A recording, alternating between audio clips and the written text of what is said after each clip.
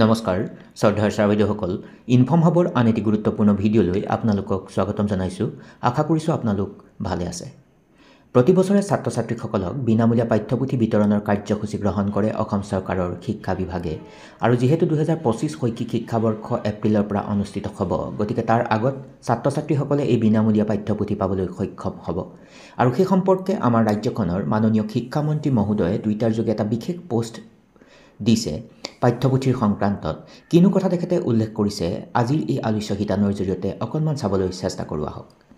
এইটোৱেই সেই সামাজিক মাধ্যমত দিয়া তেখেতৰ পোষ্ট আৰু তেখেতে উল্লেখ কৰি লিখিছে, অসম ৰাজ্যিক পাঠ্যপুথি প্ৰণয়ন আৰু প্ৰকাশন নিগমৰ উদ্যোগত বিদ্যালয় শিক্ষাৰ 2025-26 বৰ্ষৰ বাবে মুঠ 3,41,68,581খন বিনামূলীয়া পাঠ্যপুথি প্ৰকাশ কৰা হৈছে।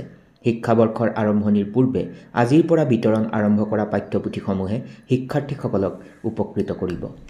ঠিক তেনেকৈ তাৰ পৰৱৰ্তী অংশত তেখেতে এটা সমীক্ষা দাঙি ধৰিছে। এই অংশখিনি free textbook data for the academic year 2025-2026 শ্ৰেণী অনুযায়ী আচলতে কিমান পাঠ্যপুথি প্ৰকাশ কৰা হৈছে ছাত্ৰ ছাত্ৰীৰ কাৰণে, সেই সমীক্ষাটো আচলতে ইয়াত দাঙি ধৰিছে।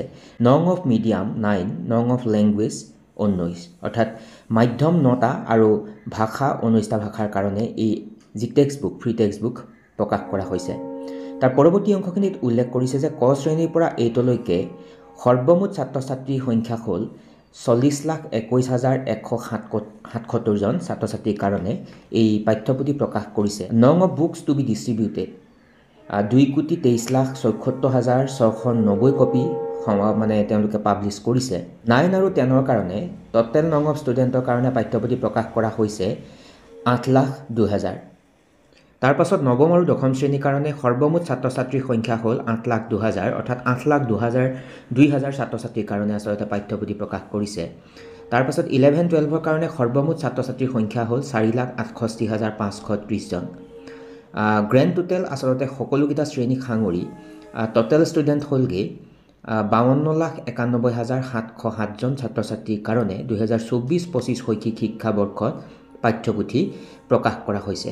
গতিকে বিষয়টো অতি গুৰুত্বপূৰ্ণ, কাৰণ ছাত্ৰ ছাত্ৰীসকলে শৈক্ষিক শিক্ষাবৰ্ষ আৰম্ভৰ আগতে এই বিনামূলীয়া পাঠ্যপুথি লাভ কৰে আৰু এইবাৰো ঠিক তেনেকৈ বিদ্যালয়সমূহত অধ্যয়নৰত ছাত্ৰ ছাত্ৰীসকলে এই পাঠ্যপুথি পাবলৈ সক্ষম হ'ব।